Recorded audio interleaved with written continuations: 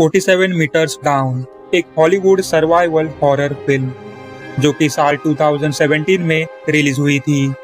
इस मूवी की IMDb rating 5.6 out of 10 है।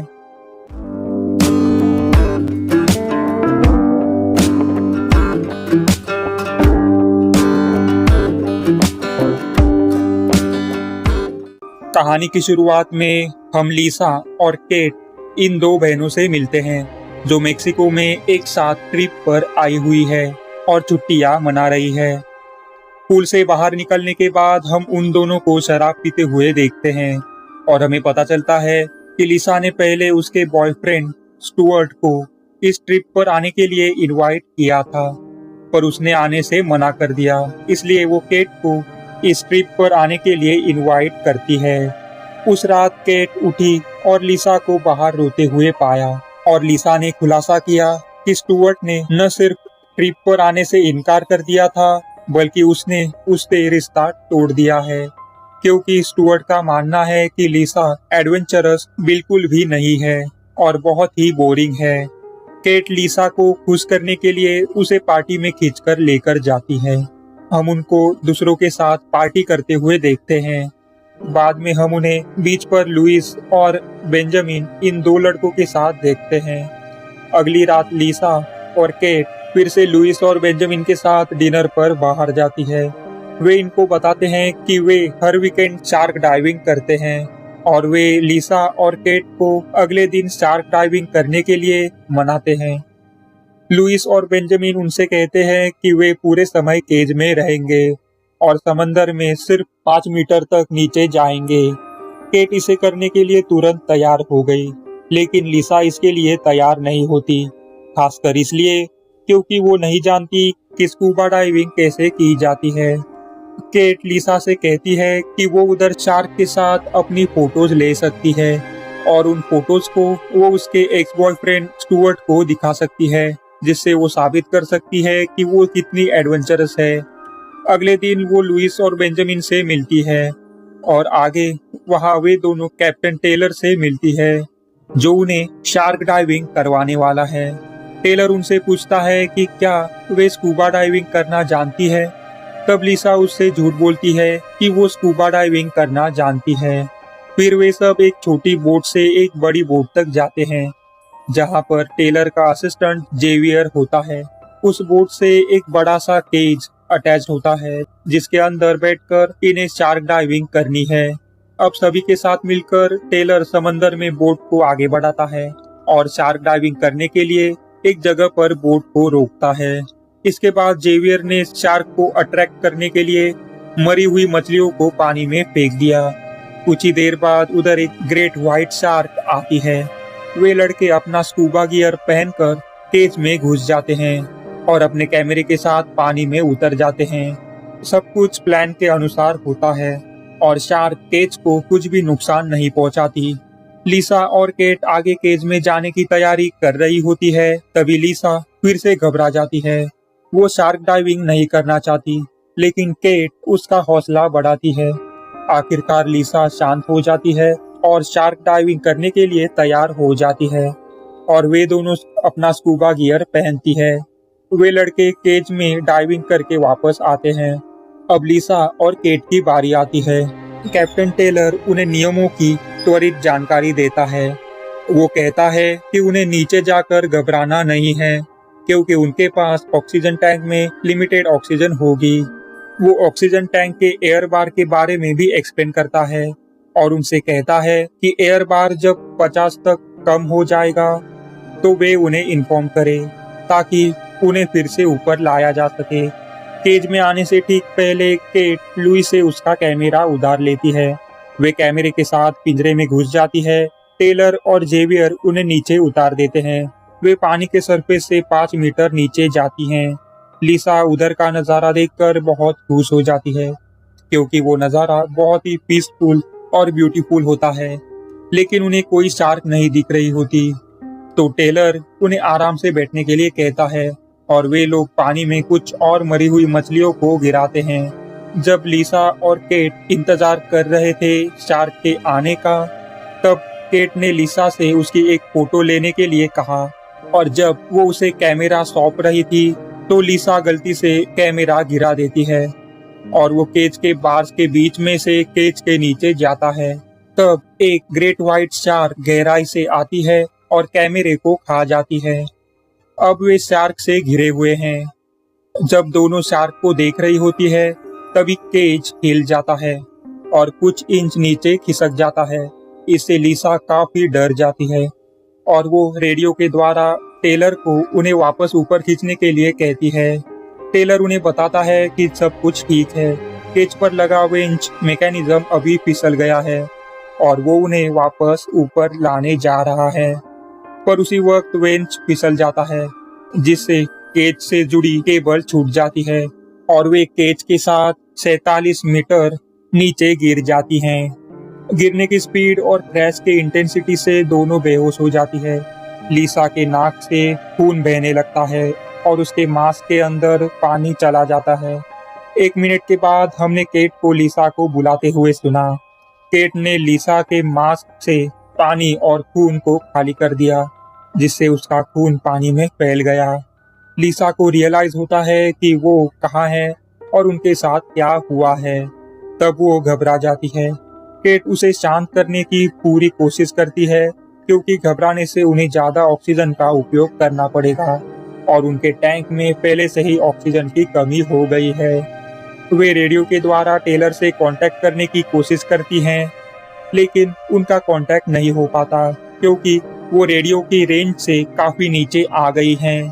केट का कहना है कि अगर वो तैरकर थोड़ा ऊपर जाती है तो वो रेडियो की रेंज में आ सकती है और वो टेलर से बात कर सकती है जिससे वो पता लगा सकती है कि उन्हें आगे क्या करना है।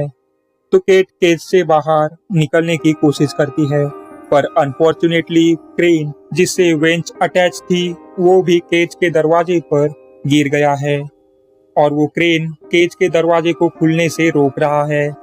इसलिए केट ने केज की बार्स के बीच में से जाने की कोशिश करने का फैसला किया, पर जाते वक्त ये प्रॉब्लम आती है कि वो अपने स्कूबा गियर और मास्क के साथ बार्स के बीच में से नहीं जा पाती। उसे स्कूबा गियर और मास्क उतारना पड़ेगा और फिर उसे बार्स के बीच में से बाहर जाना पड़ेगा और जब वो केज के बाहर पहुंच जाएगी तब उसे वो गियर वापस पहनना पड़ेगा। ये केट के लिए बहुत रिस्की है, इसलिए लिसा और भी ज्यादा घबरा जाती है। इस समय ये उनका केज के बाहर निकलने का एकमात्र ऑप्शन है, इसलिए केट ऐसा करती भी है और बाहर जाकर सक्सेसफुली वापस स्कूबा गियर को पहनती है। टेलर से कांटेक्ट करने के लिए ऊपर तैरकर जाने से पहले वो केज के दरवाजे के ऊपर से क्रेन को हटाने का फैसला करती है क्योंकि अगर अनफॉर्चुनेटली वो वापस नीचे नहीं आ सकी तो लिसा केज के बाहर आ सकती है।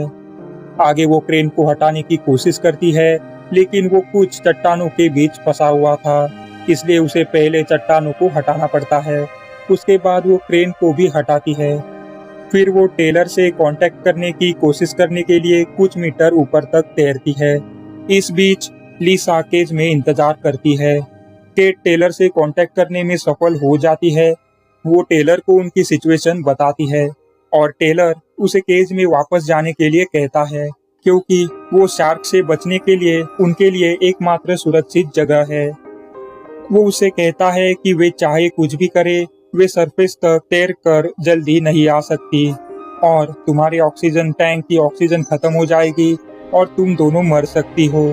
टेलर केट को ये भी बताता है कि उन्होंने एक बैकअप वेंच इंस्टॉल किया है और जेवियर उसको केज से जोड़ने के लिए एक नई केबल के साथ नीचे आ रहा है, तो उन्हें अब बस जेवियर का इंतजार करना है। फिर आगे केट तैरकर केज में वापस आती है और लिसा के साथ ये वाली खुशखबरी शेयर करती है। दोनों जेवियर के आने का वेट कर रही होती है। उसी दौरान वे दोनों अपनी जिंदगी के बारे में बातें करती हैं और केट लिसा से उसे इस परेशानी में डालने के लिए माफी मांगती है। थोड़ी देर बाद उन्हें एक बोट के इंजन का शोर सुनाई देता है। उन्हें ऐसा लगता है कि जैसे उनकी बोट चली गई हो। लिसा घबरा गई, इसलिए केट फिर से कुछ मीटर ऊपर तैरकर जाती है और टेलर से फिर से कांटेक्ट करने की कोशिश करती है, लेकिन उसे टेलर की तरफ से कोई जवाब नहीं मिलता। इससे वो सरप्राइज हो जाती है। तभी अंधेरे से एक शार्क बाहर आती है और केज में जाने तक केट का पीछा करती है, पर लकीली शार्क उसे काटने से पहले वो केज में वापस आ जाती है और शार्क कहीं गायब हो जाती है। जब उन्हें लगता है कि वे सुरक्षित है, तो शार्क वापस आती है और केज को तोड़ने का प्रयास करती है, जिससे केज के बार्स में दरारें आने लगती है। केट और लिसा शार्क से बचते हुए केज के कोने में छुप जाती हैं। उन्हें लगता है कि अब सब कुछ खत्म हो गया है, पर आखिरकार शार्क हार मान लेती है और वहां से दूर चली जाती है। आगे केट और लिसा उन्हें आगे क्या करना है इस पर बहस करती है और उनके सामने ये भी सवाल होता है, क्या टेलर ने वास्तव में उन्हें मरने के लिए छोड़ दिया है।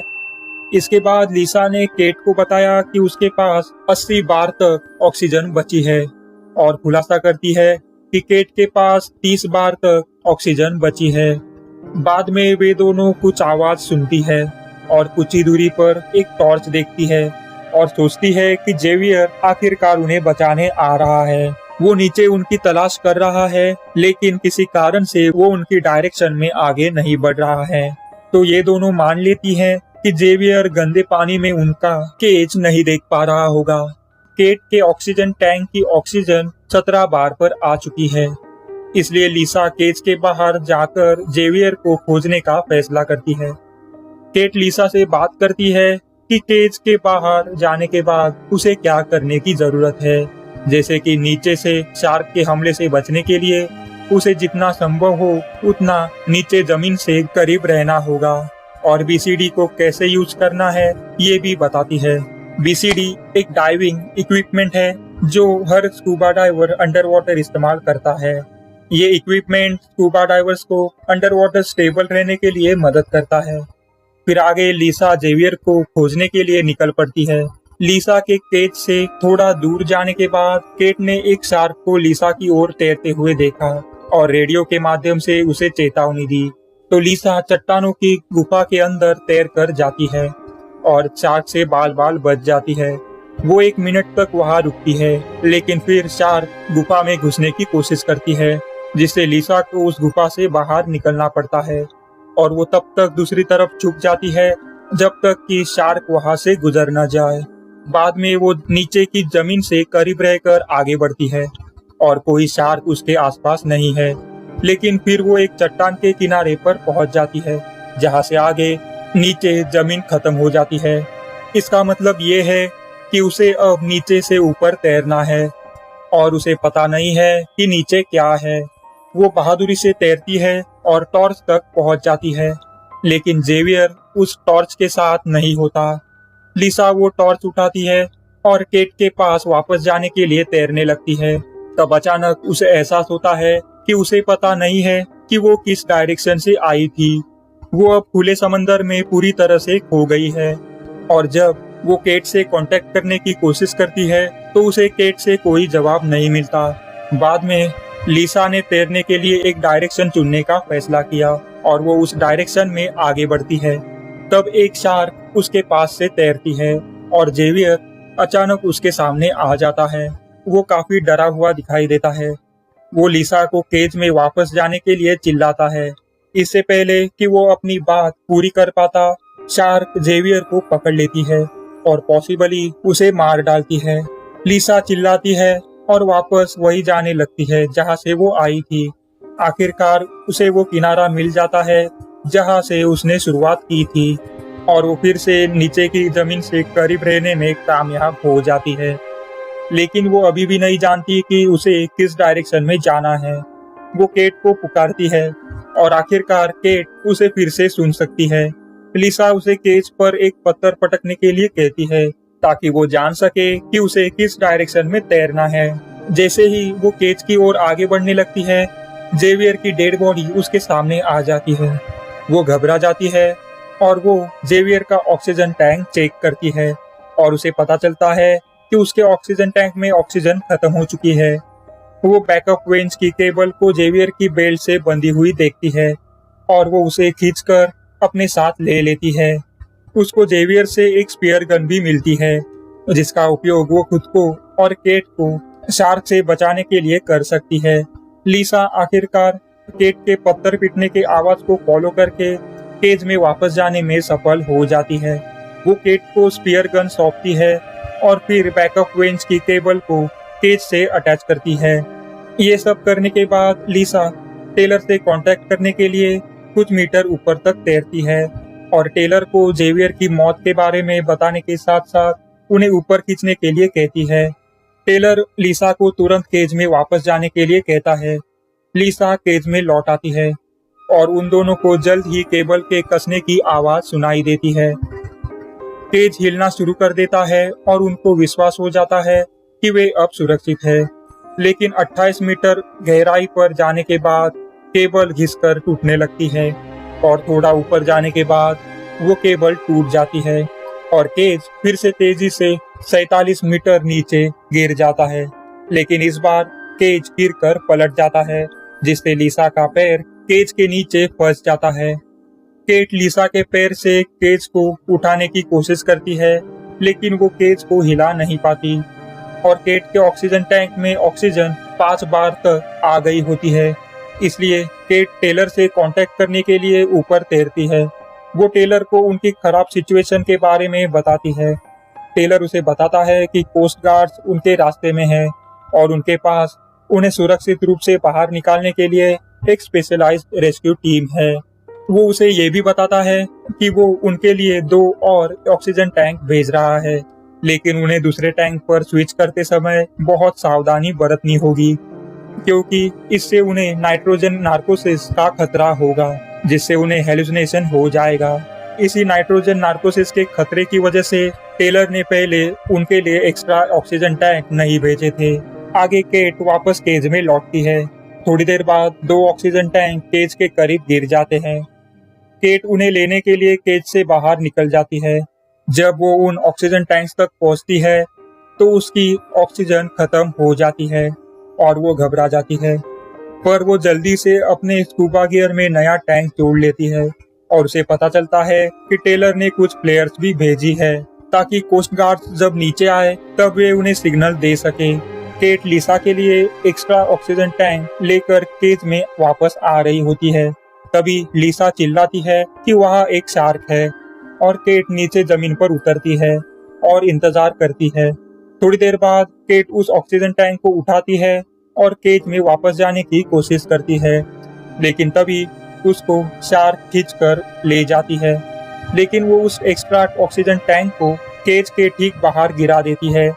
अनफॉर्चुनेटली लिसा का पैर अभी भी केज के नीचे फंसा हुआ है और वो उस ऑक्सीजन टैंक तक नहीं पहुंच पाएगी। वो स्पीयर गन को देख लेती है और उस गन के स्पीयर का इस्तेमाल करके ऑक्सीजन टैंक को खुद की ओर खींचने का फैसला करती है। लेकिन जब वो उस गन तक पहुंचने की कोशिश करती है तो उसे इस बात का ध्यान नहीं रहता कि उस गन का ट्रिगर केज के एक बोल्ट के बीच में फंस गया है। वो गन का ट्रिगर दब जाता है, जिससे स्पीयर उसके हाथ की ओर शूट हो जाता है और उसका हाथ इंजर्ड हो जाता है। उसकी वजह से अब पानी में उसका खून बहने लगता है। बाद में उसने केज का दरवाजा खोल दिया ताकि वो स्पीयर का उपयोग करके उस एक्स्ट्रा ऑक्सीजन टैंक को अपनी ओर खींचने की कोशिश कर सके। बहुत दर्द से जूझकर काफी प्रयास करने के बाद वो टैंक को इतना करीब खींच लेती है कि वो उस तक पहुंच सकती है। लिसा के टैंक में अब ऑक्सीजन खत्म हो जाती है। वो नए टैंक को स्कूबा गियर से जोड़ने की कोशिश करते हुए थोड़ा वक्त लगा देती है, जिसके कारण उसकी सांसें लगभग थम जाती है, पर वो उस टैंक को अपने स्कूबा गियर से जोड़ लेती है और अब वो फिर से सांस ले पाएगी।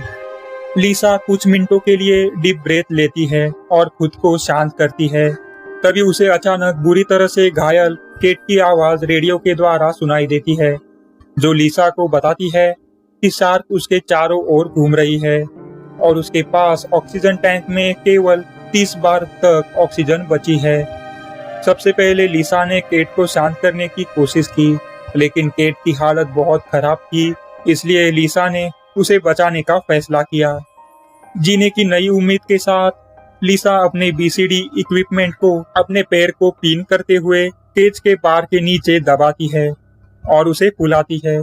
इससे उसे अपने पैर को बार के नीचे से बाहर निकालने के लिए इनफ स्पेस मिल जाती है। हालांकि ऐसा करते समय वो अपने पैर को खरोच देती है। अब फ्री होकर वो आगे देखने के लिए टॉर्च का उपयोग करते हुए केट की ओर आगे बढ़ती है। वो केट को ढूंढ भी लेती है। लिसा ने पाया कि केट के पैर से बहुत खून बह रहा था और वो अभी भी जीवित है। लिसा ने फैसला किया कि वे अब कोस्ट गार्ड्स का वेट नहीं कर सकती। उन्हें अब समंदर के सरफेस तक तैरकर जाना होगा, वरना केट नहीं बच पाएगी। कुछ मीटर ऊपर जाने के बाद लिसा टेलर से कांटेक्ट करती है और टेलर को बताती है कि वे ऊपर आ रही हैं। उनकी ऑक्सीजन रैपिडली खत्म न हो, इसलिए टेलर उन्हें धीरे धीरे ऊपर आने के लिए और शार्क को उनके पास आने से रोकने के लिए फ्लेयर्स का उपयोग करने के लिए कहता है और उन्हें 20 मीटर की गहराई पर आने के बाद डिकम्प्रेशन रोकने को कहा, जिसका मतलब यह है कि उन्हें अपने ब्लड फ्लो में नाइट्रोजन के खत्म होने के लिए उस 20 मीटर के गहराई पर 5 मिनट तक इंतजार करना होगा। वे धीरे धीरे तैरती हैं। शार्क को उनसे दूर रखने के लिए फ्लेयर्स का यूज करती है और जब वे 20 मीटर के गहराई तक पहुंच जाती हैं तो वे रुक जाती हैं। उसके 2 मिनट बाद फ्लेयर बुझ जाती है। केट एक और फ्लेयर जलाने की कोशिश में उसको नीचे गिरा देती है। फिर लिसा एक आखिरी फ्लेयर पकड़ लेती है और उसे जला देती है। फ्लेयर का उपयोग करके दोनों शार्क से बचती हैं, लेकिन जब फ्लेयर खत्म हो जाती है तो टेलर उन्हें अपने टैंक और स्कूबा गियर हटाकर जितनी जल्दी हो सके उतनी जल्दी सरफेस पर आने के लिए कहता है। दोनों गहरी सांस लेती है, अपनी स्कूबा गियर को हटा देती है और समंदर के सरफेस पर तैरकर आ जाती है। वे दोनों मदद के लिए चिल्लाती है। टेलर उन पर लाइफ प्रिजर्वर फेंकता है और वे उसे पकड़ लेती है और फिर जब उन्हें लगता है कि वे सुरक्षित है तो उन पर शार्क हमला कर देती है। किसी चमत्कार से टेलर और बाकी लिसा और केट को बोट में खींचने में कामयाब हो जाते हैं। वे दोनों वहां लेटी हुई है और मौत के कगार पर है।